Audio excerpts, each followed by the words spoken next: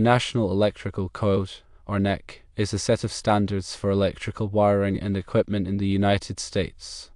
It is updated every 3 years, and the 2023 edition includes several proposed changes that could affect the way portable generators are connected to electrical systems. One of the proposed changes is to Section 250.20d, which covers the grounding requirements for portable generators. The original NEC 2020 Section 250.20d states where a portable generator is used to provide power for an existing new electrical system, a receptacle shall be provided at the system disconnect over current device for connection of the generator. The receptacle shall be of the locking and grounding type. The receptacle shall be provided with an equipment grounding conductor. The proposed NEC 2023 Section 250.20d modifies this to state where a portable generator is used to provide power for an existing electrical system, a receptacle shall be provided at the system disconnect of a current device or at the power inlet for connection of the generator. The receptacle shall be of the locking and grounding type. The receptacle shall be provided with an equipment grounding conductor. This proposed change allows the grounding receptacle for portable generators to be located either at the system disconnect over current device or at the power inlet of the electrical system.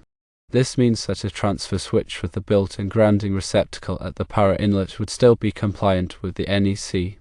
This proposed change does not negate the compliance of transfer switches that meet the original requirement of having a grounding receptacle at the system disconnect over current device. It provides an additional option for manufacturers to offer transfer switches with grounding receptacles at the power inlet, which may be more convenient for some installations. Understanding the NEC requirements for grounding portable generators is crucial for ensuring electrical safety. Improper grounding can lead to electric shock, fire hazards, and equipment damage. Here's a detailed look at grounding and related concepts in portable generator applications. Grounding refers to intentionally creating a low impedance path from electrical equipment to the earth. This path helps to safely conduct fault currents, which are unintended currents that can occur due to insulation failure or other electrical problems. The purpose of grounding is twofold: firstly, to protect people from electric shock, and secondly, to protect equipment from damage. When a fault occurs, the fault current flows through the grounding path back to the source. This high current can trip a circuit breaker or blow a fuse, which disconnects the power and prevents further damage or injury. Grounding also helps to stabilize the voltage levels in an electrical system, reducing the risk of voltage surges and other electrical disturbances. There are several types of grounding, including system grounding and equipment grounding. System grounding refers to grounding the neutral conductor of an electrical system. This is typically done at the service entrance where the power enters a building. Equipment grounding refers to grounding the non-current carrying metal parts of electrical equipment, such as the enclosures of appliances and machinery. This helps to ensure that these parts are at the same potential as the earth, reducing the risk of electric shock. In the context of portable generators, grounding is particularly important because generators are often used in temporary or remote locations where the grounding conditions may not be ideal. Portable generators can be either separately derived systems or non-separately derived systems. A separately derived system is one that has no direct electrical connection to the premises wiring. In this case, the generator must be grounded in accordance with NEC Section 250.30. This typically involves connecting the generator's neutral conductor to a grounding electrode, such as a ground rod. A non-separately derived system is one that is connected to the premises wiring through a transfer switch. In this case, the generator's neutral conductor may or may not need to be grounded, depending on the type of transfer switch and the specific requirements of the NEC. The NEC provides detailed requirements for grounding portable generators in Article 250. These requirements vary depending on the type of generator, the type of system, and the specific application. It is important to consult the NEC and any applicable local codes to ensure that a portable generator is properly grounded. Ground fault circuit interrupters, or GFCIs, are another important safety device that can help to prevent electric shock.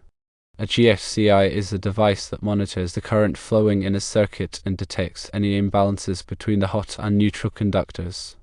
If an imbalance is detected, the GFCI quickly trips the circuit, cutting off the power and preventing electric shock. GFCIs are required in many locations, such as bathrooms, kitchens, and outdoor areas, where there is a high risk of electric shock. They are also commonly used with portable generators to provide additional protection. When using a portable generator, it is important to follow all safety precautions, including firstly, always read and follow the manufacturer's instructions. Secondly, never operate a generator in an enclosed space, as this can lead to carbon monoxide poisoning. Thirdly, always ground the generator properly. Fourthly, use GFCIs to protect against electric shock. Fifthly, never overload the generator, as this can damage the generator and create a fire hazard. Transfer switches are devices that allow you to safely switch between utility power and generator power. There are two main types of transfer switches: firstly, manual transfer switches, and secondly, automatic transfer switches. A manual transfer switch requires you to manually switch between utility power and generator power. An automatic transfer switch automatically switches to generator power when the utility power fails. Transfer switches are important for preventing backfeeding, which is when generator power is fed back into the utility grid. Backfeeding can be dangerous for utility workers and can also damage the electrical system. The NEC requires the use of a transfer switch when connecting a portable generator to an existing electrical system. This helps to ensure that the generator is properly isolated from the utility grid and that the electrical system is protected from damage.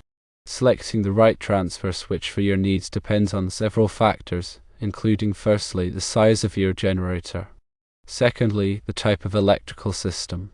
Thirdly, your budget. It is important to choose a transfer switch that is properly rated for the size of your generator and that meets all applicable safety standards. Neutral to ground connections are another important consideration when using portable generators. In a typical electrical system, the neutral conductor is grounded at the service entrance. This means that the neutral conductor is connected to a grounding electrode, such as a ground rod. However, in some portable generators, the neutral conductor is not grounded. This is known as a floating neutral generator.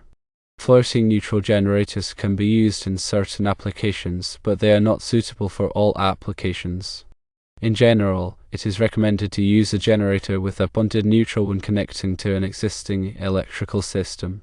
A bonded neutral generator has the neutral conductor connected to the generator frame.